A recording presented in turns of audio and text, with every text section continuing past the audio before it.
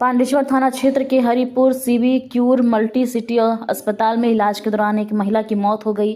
परिजनों ने मौत का कारण गलत इलाज का आरोप लगाया है। इसके विरोध में मृतक महिला संपा रुईदास 20 के परिजनों ने हरिपुर सीबी केयर अस्पताल के पास राष्ट्रीय राजमार्ग 60 को जाम कर विरोध जताया और मुआवजे की मांग की। নামক হসপিটালে গেছে ওনারা যারা স্টেপ যেভাবে আইনি প্রসেসে নেবার আছে ওনারা নি হসপিটাল তাতে তার প্রমাণ করবে চিকিৎসা হসপিটাল গাফিলতি করেছে না করেনি। পেশেন্টটা কি সিচুয়েশনে ভর্তি হয়েছিল?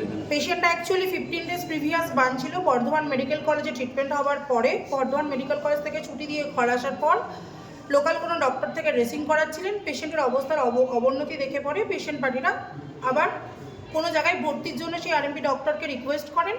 ওনারা আমাদের সাথে যোগাযোগ করে ভর্তি করেন। কবে ভর্তি হয়েছিল? ভর্তি সম্ভবত 5-6 দিন আগে, 5-6 দিন আগেই হয়েছিল। এক্সাক্ট ডেটা ফাইলটা দেখে আমাকে বলতে হবে। দেন পেশেন্টটা হচ্ছে রিকভারির পথেই ছিল। 2 দিন আগে আমরা আইসিইউ থেকে পেশেন্টকে 2-3 নম্বর দিন আগে বিকেল দিকে আমরা আইসিইউ থেকে পেশেন্টটাকে শিফট করে কেবিন বেডে করি। সাথে পেশেন্টের বাড়ির লোক একজন করে 24 ঘন্টা পেশেন্ট পার্টির সাথে থাকছিল, হয় বাবা নয় মা, অন্য কোনো আদার্স রিলেটিভ। আজকে সকালবেলাতেও যখন পেশেন্টের চরম খারাপ পরিণতিটা ঘটে তখন তার বাবার সাথে ছিলেন। লাস্ট জলটা তার বাবাই দেয় মুখে। দেওয়ার পর থেকেই পেশেন্টের আরও বিপি কোয়ারি, অক্সিজেন কোয়ারি এগুলো সমস্ত আসতে থাকে। Patient cardiac arrest first step হয়, তারপরে সার্ভাইভ করানোর ব্যবস্থা করে আমরা ইন্ট্রুভেশনও পেশেন্টকে ডালি। ইন্ট্রুভেশন ডালার 5 থেকে 10 মিনিটের মাথায় পেশেন্ট সেকেন্ড কার্ডিয়াক অ্যারেস্ট হয়। হওয়ার পরেই পেশেন্ট এক্সপায়ার করেন। কটার সময় মারা গেছে?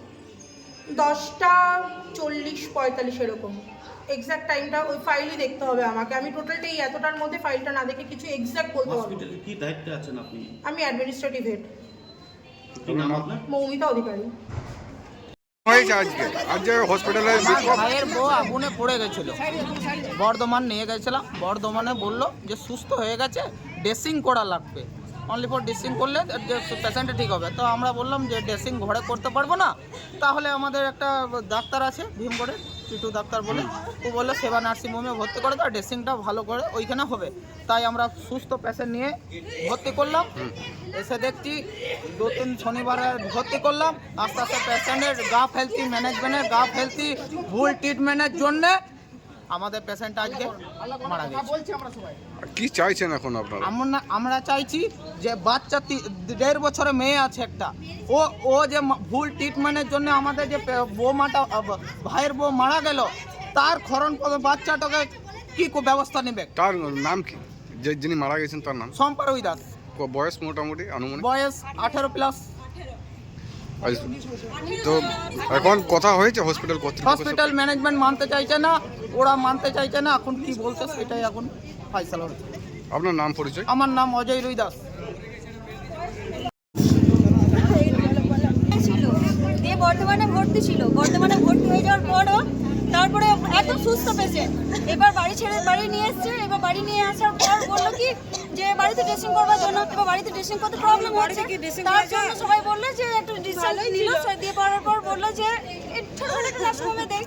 তো নার্সিংহোমে আসার পর কে যে জানবে যে পেশেন্টকে ওরা মেরে দেবে কালকে।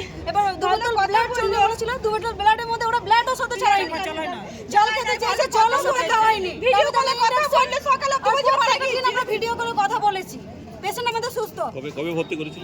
আজকে নিয়ে 7 দিন 8 দিন হবে নাকি? 7 দিন হবে আজকে নিয়ে। বেশি দিনও হয়। পেশেন্ট কি হয়েছিল? পুরো ছিল, অল্প একটু বেশিও পুরো না, শুধু অল্প। কত বয়স ছিল? 18 না 20 বছর বয়স হবে। কি নাম ছিল? সম্পা রুইদাস। আপনার কি লাগতো? আমার ননদ। আর একটা বাচ্চা আছে, বাচ্চাটা 1.5 বছর বয়স।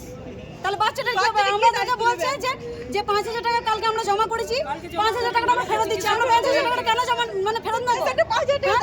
ওরা যদি চিকিৎসা নাই করতে পারবে আমাদেরকে বলতে পারতো, আমরা পেশেন্ট নিয়ে চলে যেতাম।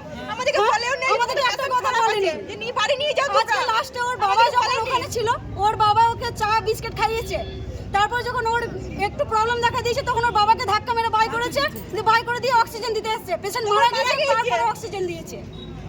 আপনারা কি চান?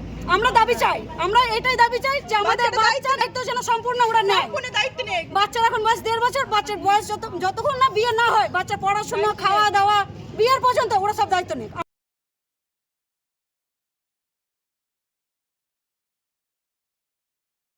আমার আমার নাম মৌসুমী রুই দাস।